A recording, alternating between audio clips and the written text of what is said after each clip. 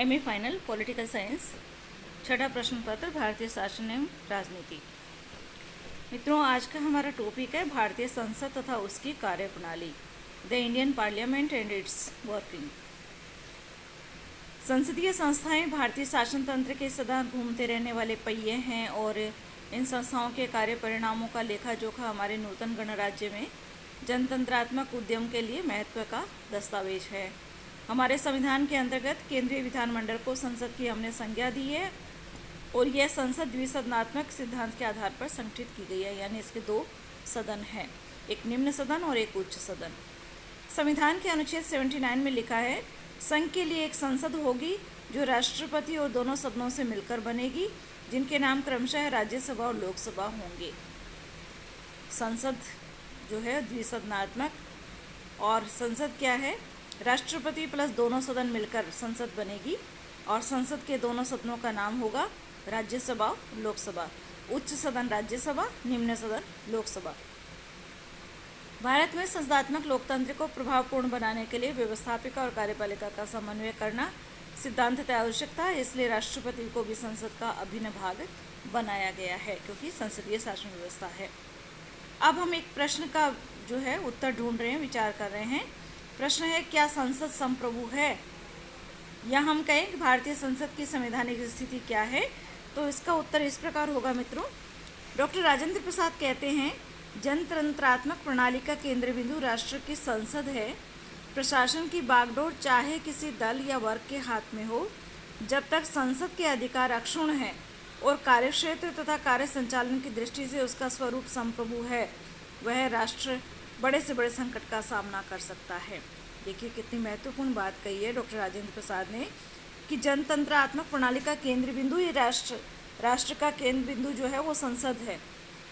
राष्ट्र की संसद जो है वो केंद्र बिंदु है और प्रशासन की बागडोर चाहे किसी दल के हाथ में हो, जब तक संसद अक्षुण्ण है, उसके अधिकार अक्षुण्ण है, बने हुए हैं, उसका कार्य संचालन संप्रभु स्वरूप में है, यानी वो अपने आप में संप्रभु है, उस पर किसी का नियंत्रण नहीं है, तो वह राष्ट्र बड़े से बड़े संकट का सामना कर सकता है।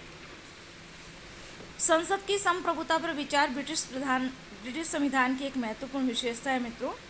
संसद की संप्रभुता ब्रिटिश संविधान की एक महत्वपूर्ण विशेषता है और इसके बारे में कहा भी गया है, संसद की शक्ति और अधिकार क्षेत्र इतना सर्वोपरि और पूर्ण है कि इसकी कोई सीमाएं नहीं बांधी जा सकती। ये ब्रिटिश संसद के बारे में कहा गया है कि ब्रिटिश संसद के अधिकार इतने अधिक है, उसकी शक्तियाँ इतने अधिक है कि उसकी कोई सीमाएं नहीं है। भारत में संसदीय ढांचे की शासन पद्धति को अपनाया गया है, जो बहुत कुछ ब्रिटिश नमूने पर ही आधारित है।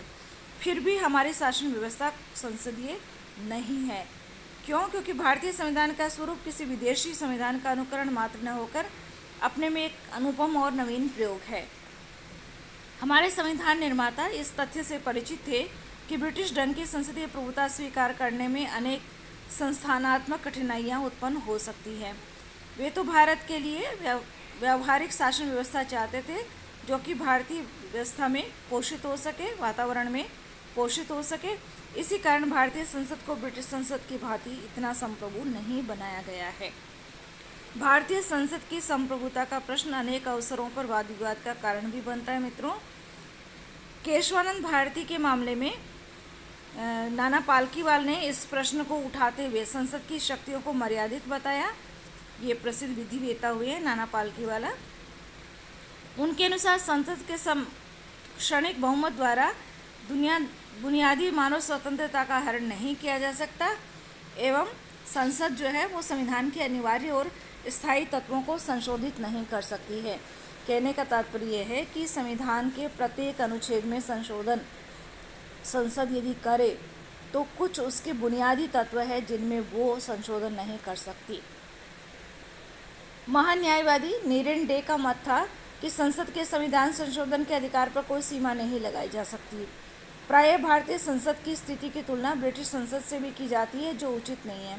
क्यों? क्योंकि ब्रिटेन का कोई लिखित संविधान नहीं है और विधि की दृष्टि से संसद को सार्वभौम प्रभुता प्राप्त है। ब्रिटिश संसद को बहुत अधिक अधिकार शक्तियाँ प्राप्त है, क्योंकि वहाँ लिखित संविधान तो है नहीं। संसद ने व्यवहार में बहुत देर शक्तियाँ प्राप्त कर ली है, जबकि हमारे यहाँ लिखित संविधान है और सबकी शक्तियाँ अलग अलग लिखी गई हैं। एक संविधानविद हुए हैं डॉक्टर सुभाष कश्यप। उनके अनुसार भारत में प्रभुता केवल जनता में निहित है, संसद के अधिकार संविधान निर्दिष्ट मात्र है। भारत में जो अधिकार है सबसे ज़्यादा वो जनता के पास है, और संसद के अधिकार भी उतने ही हैं जितने कि संविधान में निर्दिष्ट है, लिखे हुए हैं, बाकी उसके अधिकार नहीं है। नॉर्मन डी पामर ने हमारी संसद के बारे में लिखा है, भारतीय संसद विस्तृत शक्तियों का प्रयोग करती है तथा महत्वपूर्ण कार्यों का संपादन करती है। यद्यपि इसका मुख्य कार्य भारत राज्य क्षेत्र के लिए विधियों का निर्माण करना है, तथापि इस दृष्टि से इसके कार्यों पर अनेक सीमाएं हैं। संघीय प्रणाली तथा संविधान द्वारा सर्वोच्च न्यायालय को न्यायिक पुनर्निरीक्षण की जो शक्ति प्रदान की गई है, इससे इसकी शक्तियाँ सीमित हो गई है। इसी प्रकार प्रधानमंत्री की वास्तविक शक्तियों तथा कांग्रेस दल के प्रचंड बहुमत के कारण भी संसद की शक्तियाँ सीमित हो गई है। ये उस समय की बात है जब कांग्रेस दल को प्रचंड बहुमत मिला हुआ था। ये हमारी संसद के बारे में नॉर्मन डी पामर ने लिखा था कि भारतीय संसद विस्तृत शक्तियों का प्रयोग तो करती है, लेकिन ऐसी बात नहीं है कि उसकी शक्तियाँ असीमित है, उसकी शक्तियों पर भी सीमाएं हैं, क्योंकि संघीय प्रणाली और संविधान द्वारा क्या है, सर्वोच्च न्यायालय को न्यायिक पुनर्निरीक्षण की शक्ति प्रदान करने से संसद की शक्तियाँ सीमित हो गई है। क्यों? क्योंकि संसद के बनाए हुए कानूनों की व्याख्या न्यायिक पुनरावलोकन के द्वारा न्यायालय कर सकता है, और यदि वो संविधान के प्रतिकूल हो तो उन्हें अवैध घोषित भी कर सकता है। इसी प्रकार से क्या है, किसी दल को स्पष्ट बहुमत मिल जाता है तो प्रधानमंत्री भी ताकतवर हो जाता है और संसद की शक्तियाँ सीमित हो जाती हैं। अब यदि हम संक्षेप में बात करें कि भारतीय संसद की सार्वभौमिकता पर कुछ मर्यादाएं यदि हैं तो कौन कौन सी हैं, लिमिट्स कौन कौन सी है, तो पहली सीमा आती है, मर्यादा आती है लिखित संविधान। संसद देश के लिखित संविधान की शिशु है। संसद की सार्वभौमिकता हमारे लिखित संविधान के विभिन्न प्रावधानों द्वारा सीमित है। संविधान के अनुच्छेद 245(1) द्वारा ये स्पष्ट किया गया है कि व्यवस्थापन शक्तियों का उपयोग संसद संविधान के अनुसार करेगी। संविधान के अनुसार क्या करना है, संसद को व्यवस्थापन यानी कानून बनाने की शक्तियों का प्रयोग करना है। अनुच्छेद 245 का पहला अनुच्छेद ये बात कहता है, पहला पैराग्राफ ये बात कहता है, अमेरिकी शासन प्रक्रिया के समान ही भारतीय प्रणाली में भी 2 प्रकार के कानूनों में अंतर पाया जाता है। ये 2 प्रकार के कानून एक साधारण कानून और एक संवैधानिक कानून के नाम से जाने जाते हैं। साधारण कानून का निर्माण तो क्या है, संवैधानिक कानून के अंतर्गत स्थापित विभिन्न व्यवस्थापिकाओं द्वारा किया जाता है। अतः यह स्वाभाविक है कि संविधान द्वारा स्थापित व्यवस्थापिकाएं संविधान के विरुद्ध कानून का निर्माण नहीं कर सकती हैं। ये पहली इसकी सीमा है। दूसरी सीमा है संघवाद संबंधी प्रावधान। भारत में संघात्मक शासन व्यवस्था होने के कारण मित्रों क्या है, राज्य सूची के विषयों पर संसद की कानून बनाने की शक्ति सीमित हो गई है। कैसे कि भारतीय संसद एक संघीय संविधान के अंतर्गत विधायिका है और ब्रिटिश संसद के समान इसकी शक्तियाँ असीमित नहीं हैं। क्योंकि संघवाद क्या करता है, केंद्र राज्य की भी शक्तियों का विभाजन कर देता है, तो इस तरह से व्यवस्थापिका की शक्तियाँ, संसद की शक्तियाँ जो है वो सीमित हो जाती हैं। तीसरी सीमा है संविधान में संशोधन। संविधान के कुछ अनुच्छेदों के संशोधनों हेतु संसद को राज्य विधानमंडलों के पुष्टिकरण पर भी निर्भर रहना पड़ता है। संविधान के वे अनुच्छेद जिनका संबंध केंद्र राज्य संबंधों से है, यदि उनमें कोई संशोधन करना हो तो संसद को कम से कम आधे राज्यों के विधानमंडलों का समर्थन प्राप्त करना पड़ता है, और इस तरह से इसके बिना वो संविधान में उन अनुच्छेदों में संशोधन नहीं कर सकती है जिनके लिए इस तरह के संविधान संशोधन के अनुसमर्थन की आवश्यकता होती है। तो मित्रों, जैसे आपको पता ही है, संविधान में संशोधन 3 प्रकार से किया जा सकता है। कुछ अनुच्छेद है जिनमें संविधान संशोधन संसद के साधारण बहुमत से हो जाता है। कुछ अनुच्छेद है जिनमें क्या होता है, संसद अपने विशिष्ट बहुमत से संविधान संशोधन कर सकती है। विशिष्ट बहुमत का तात्पर्य है कुल सदस्यों का बहुमत तथा उपस्थित एवं मतदान में भाग लेने वालों का 2/3 बहुमत होना चाहिए। और तीसरा तरीका ये है जिसमें क्या होता है, संसद के विशिष्ट बहुमत के साथ साथ आधे से अधिक राज्य विधानमंडलों का समर्थन प्राप्त होना चाहिए। तो इस तरह से उन अनुच्छेदों में तो संविधान संशोधन संसद अकेली कर ही नहीं सकती है। चौथी सीमा आ रही है न्यायिक पुनरावलोकन। संसद द्वारा पारित संविधान विरुद्ध विधि को भारत का सर्वोच्च न्यायालय अवैध घोषित कर सकता है। संसदीय विधियों को हमारे सर्वोच्च न्यायालय द्वारा मान्यता देना आवश्यक है। ये निर्णय करना न्यायपालिका का काम है कि क्या कौन सा कानून वैधानिक है या कौन सा नहीं है। इस तरह न्यायालय के इस अधिकार को न्यायिक पुनरावलोकन की शक्ति कहते हैं। और ये सभी जानते हैं कि इस तरह से क्या हुआ है कि एक केस हुआ था गोपालन बनाम मद्रास राज्य और गोलकनाथ बनाम पंजाब राज्य। इन मामलों में क्या है, सर्वोच्च न्यायालय ने संसद द्वारा बनाए हुए कानूनों को अवैध घोषित किया था और संसद की शक्ति पर प्रतिबंध भी लगाया था। तो ये चौथी मर्यादा है न्यायिक पुनरावलोकन या न्यायिक पुनर्विलोकन। पांचवी मर्यादा या लिमिट्स है राजनीतिक परिसीमाएं। राजनीतिक दृष्टि से भी संसद क्या है, लोकमत के प्रतिकूल विधियों का निर्माण नहीं कर सकती है। उसे अंतर्राष्ट्रीय कानून का भी समुचित सम्मान करना होता है। संसद पर प्रधानमंत्री और मंत्रिमंडल का भी नियंत्रण रहता है। प्रधानमंत्री संसद के निम्न सदन को विघटन करवा सकता है। ये राजनीतिक परिसीमाएं हैं। कैसी है कि हम सभी को पता है कि लोकमत के प्रतिकूल कानून नहीं बना सकती है संसद। लोकमत के प्रतिकूल यदि कानून बनाएगी तो उसका विरोध होगा और आगामी चुनाव में उनको सांसदों को दोबारा वोट मिलने में मुश्किल हो जाते हैं।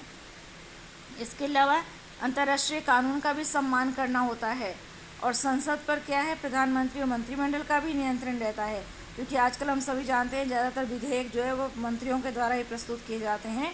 तो इस तरह से और एक शक्ति जो पावर जो प्राइम मिनिस्टर की है, प्रधानमंत्री की है, वो क्या है, संसद के निम्न सदन को भंग करवाने की शक्ति। तो प्रधानमंत्री लिखित में राष्ट्रपति को यदि सिफारिश कर देता है कि लोकसभा को समय से पूर्व भंग करके नए चुनाव करवाए जाए, तो राष्ट्रपति ऐसे हस्ताक्षर कर देते हैं तो लोकसभा को समय से पूर्व भंग कराया जा सकता है। तो एक तरह से ये लोकसभा की शक्ति पर सीमा का काम करती है। मित्रों, ये सत्य है कि हमारी संसद की शक्तियों का क्षेत्र लिखित संविधान एवं सर्वोच्च न्यायालय के न्यायिक पुनर्विलोकन के अधिकार द्वारा प्रतिबंधित किया गया है। किंतु इसका अभिप्राय ये नहीं है कि संसद केवल अनुमोदन करने वाली एवं प्रचार करने वाली संस्था मात्र रह गई है। वस्तुतः क्या भारत में संसद वह नींव है जिस पर हमारे लोकतंत्र की भव्य इमारत खड़ी है, और संसद वह स्रोतस्विनी है जो अपनी अविरल, निर्मल और उन्मुक्त धारा से भारतीय लोकतंत्र के हर खेत को सींचती है, जिससे राष्ट्र को पोषण मिलता है। संसद हमारे देश का ऐसा केंद्र बिंदु है जहाँ जनता की आत्मा का निवास है। डॉक्टर राजेंद्र प्रसाद ने कहा है, संसद एक दल की नहीं, एक बल की नहीं, किंतु सभी की है और इसलिए वह सार्वभौम है। यदि तुलनात्मक दृष्टि से देखा जाए तो भारतीय संसद की शक्तियाँ अन्य संघीय व्यवस्थापिकाओं से अधिक है। अमेरिकी कांग्रेस तथा ऑस्ट्रेलियन संसद जो है राज्य संबंधी विषयों पर कानून निर्माण नहीं कर सकती है, जबकि भारतीय संसद को विशिष्ट परिस्थितियों में राज्यों के लिए कानून निर्माण करने का अधिकार है। मित्रों, मैं इसमें विस्तार में आपको बताऊं, हमारे क्या है, संघ सूची के जो विषय उन पर संघ सरकार कानून बनाती है, राज्य सूची के विषयों पर राज्य सरकारें कानून बनाती है और समवर्ती सूची पर दोनों ही कानून बना सकती हैं। अब क्या है, मान लीजिए किसी राज्य में अनुच्छेद 356 के तहत राष्ट्रपति शासन लगा हुआ है, तो उस राज्य के लिए उस समय तक जब तक राष्ट्रपति शासन लागू है, कानून बनाने का अधिकार, राज्य सूची के विषयों पर कानून बनाने का अधिकार व्यवस्थापिका को, केंद्रीय संसद को मिल जाता है। इसी तरह से यदि राज्यसभा विशेष बहुमत से ये किसी विषय को राज्य सूची के किसी विषय को राष्ट्रीय महत्व का घोषित कर दे, तो उस पर कानून बनाने का अधिकार भी संसद को मिल जाता है। इसके साथ साथ यदि कोई राज्य मांग करता है कि मेरे लिए राज्य सूची के विषय पर संघ सरकार या केंद्रीय सरकार या संसद जो है कानून बनाए, तो उस पर कानून बनाना संसद को प्राप्त हो जाता है। तो हम ये कह सकते हैं कि अमेरिकी कांग्रेस ये नहीं कर सकती, ऑस्ट्रेलियन संसद को भी ये अधिकार नहीं है कि वो राज्य सूची के विषयों पर कानून बनाए, लेकिन भारतीय संसद को विशेष परिस्थितियों में राज्यों के लिए भी कानून निर्माण करने का अधिकार है, इसलिए वो पावरफुल है। निष्कर्ष से हम कह सकते हैं, कार्य एवं शक्ति के दृष्टिकोण से भारतीय संसद की स्थिति क्या है, संसदीय प्रभुता तथा न्यायिक सर्वोच्चता के बीच की स्थिति है। यानी न्यायिक सर्वोच्चता भी है और संसदीय प्रभुता भी है। दोनों ही प्रकार की शक्तियों से संविधान निर्माताओं ने संसद की स्थिति की सुरक्षा की है। यानी संसद को तो संविधान निर्माताओं ने विशेष स्थिति प्रदान की है, उसकी सुरक्षा की है। डॉक्टर राजेंद्र प्रसाद के अनुसार संसद की असली संप्रभुता इसी में निहित है कि वह अपने और जनता के अधिकारों के बीच भेद न करे। यदि प्रजातंत्र को अस्थिर और सफल बनाना है तो संसद को अपने अधिकारों की रक्षा के साथ साथ प्रजा की आवाज़ सुनने को भी सदा तैयार रहना चाहिए। यानी संसद को आप यदि स्थिर बनाना चाहते हो, प्रजातंत्र को स्थिर बनाना चाहते हो, सफल बनाना चाहते हो प्रजातंत्र को, तो हमें संसद के अधिकारों की रक्षा करनी चाहिए और जनता की आवाज़ को भी सुनने के लिए तैयार रहना चाहिए। तो इस प्रकार से हम कह सकते हैं कि भारतीय संसद की संवैधानिक स्थिति बहुत अच्छी है। एक सीमा तक वो संप्रभु भी है, लेकिन हमारे यहाँ क्या है, बैलेंस बनाया गया है। न्यायिक सर्वोच्चता और संसदीय प्रभुता के बीच का मार्ग हमने अपनाया है। फिर भी हम भारतीय संसद की शक्तियों पर कुछ सीमाओं को भी जो हम देख चुके हैं। कौन कौन सी सीमाएं अभी हमने पढ़ी थी? लिखित संविधान, संघवाद संबंधी प्रावधान, संविधान में संशोधन, न्यायिक पुनर्विलोकन, राजनीतिक परिसीमाएं, और एक अंत में जो हमने निष्कर्ष पढ़ा है कि हमें क्या करना है। लोकतंत्र को यदि सफल बनाना है, स्थिर बनाना है, तो संसद को अपने अधिकारों की रक्षा के साथ साथ प्रजा की आवाज़ को भी सुनने के लिए सदा तैयार रहना चाहिए। धन्यवाद।